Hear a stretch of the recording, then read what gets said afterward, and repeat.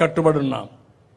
వీలైనంత తొందరలోనే వీలైతే ఒకేసారి 2 సార్లు ఎట్లా చేయాలి, రేపు సంవత్సరం మళ్ళా జూన్ 2వ తారీఖున పిల్లలందరూ కూడా స్కూల్కి వచ్చే పరిస్థితికి వస్తుంది.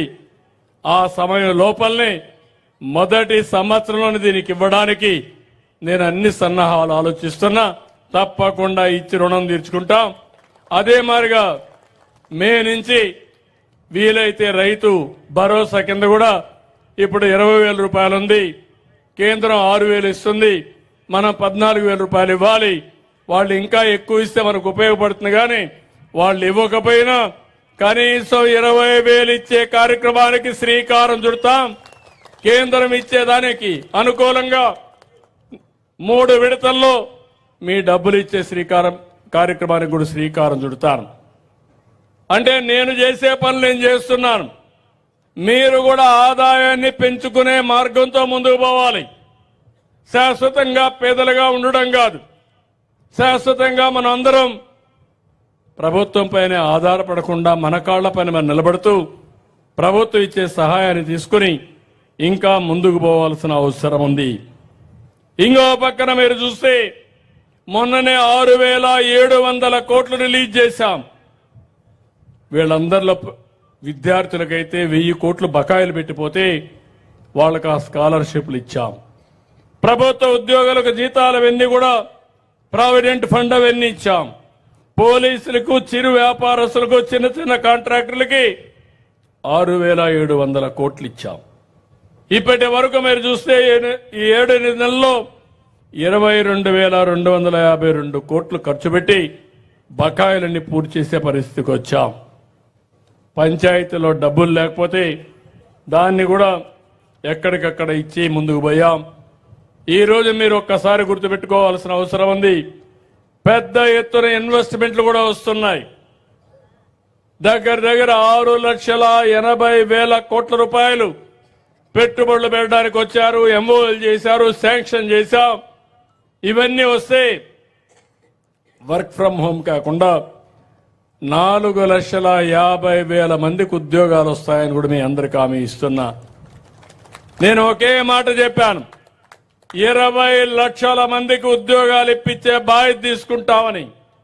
5 ఏళ్లలో పిల్లలు ఎవరు పనిచేయాలన్నా ఇబ్బంది లేకుండా ఉద్యోగాలు ఇచ్చేదానికోసం ముందుకు పోతున్నాం. ఇక్కడే కడపలో కొప్పర్తి, కర్నూలులో ఓర్వకల్, ఈ 2 కూడా ఇండస్ట్రియల్ పార్క్ కింద కేంద్రం డబ్బులు ఇచ్చారు. అవి కూడా తీసుకొస్తాం. ఓర్వకల్లో డ్రోన్ సిటీనే పెడుతున్నాం. డ్రోన్ సిటీ ద్వారా వ్యవసాయానికి కావాల్సిన డ్రోన్స్ తయారు చేస్తాం.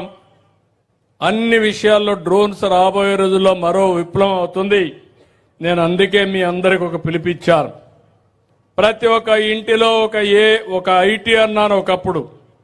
ఇప్పుడు ప్రతి ఒక్కరూ ఒక ఏఐగా తయారు కావాలి. ఆర్టిఫిషియల్ ఇంటెలిజెన్స్ లో ప్రావీణ్యం రావాలి. మీరు నేర్చుకోవాలి, వాడాలి. లేకుంటే మీరే యూజ్ కేసెస్ ఏఐ తయారు చేసే పరిస్థితి రావాలి. దీనికోసం 5 ప్రాంతాల్లో 5 రతన్ టాటా ఇన్నోవేషన్ హబ్స్ కూడా పెడుతున్నాను. అక్కడుండే పారిశ్రామికవేత్తల్ని, వెంచర్ క్యాపిటలిస్టుల్ని, మెంటర్స్ కూడా తీసుకొచ్చి మీరు ఏ విధంగా చేయాలనో మీకు నేర్పించడానికి ముందుకు పోతున్నానని చెప్పి కూడా నేను మీకు తెలియజేస్తున్నా. తమ్ముళ్ళు, నిన్నే మీరు చూశారు, ఒకప్పుడు ఈ గవర్నెన్స్ అన్నాం, ఈరోజు వాట్సాప్ గవర్నెన్స్కి వచ్చాం. ఒకప్పుడు మీ వద్దకు పాలన అన్నాం, ఈరోజు మీ చేతిలో పాలన. ఎక్కడికి పోవాల్సిన పని లేదు. మీకు నేటివిటీ సర్టిఫికేట్ కావాలి, మీ మెసేజ్లో మన మిత్ర ఒకసారి అప్రోచ్ అయ్యి మీరు పెడితే మళ్ళా తిరిగి మీకు డేట్ ఆఫ్ బర్త్ ఇవ్వాలన్నా, మార్క్ షీట్ ఇవ్వాలన్నా, తిరుపతిలో దర్శనం కావాలన్నా, శ్రీశైలం దర్శనం కావాలన్నా, లేకుంటే కనకదుర్గ టెంపుల్ అర్చన చేయాలన్నా, ఆర్టీసీ బస్సులో సీటు కావాలన్నా ఈ ఫోనే సరిపోతుంది. ఇంకెక్కడికి పోయే పని లేదు. మీ ఇంటి పక్కన ఎంఆర్ఓ ఆఫీస్ ఉంటే ఆఫీస్కి పోయే పని లేదు. మీ ఎంఆర్ఓ ఆఫీస్ మీ ఇంట్లోనే ఉంది.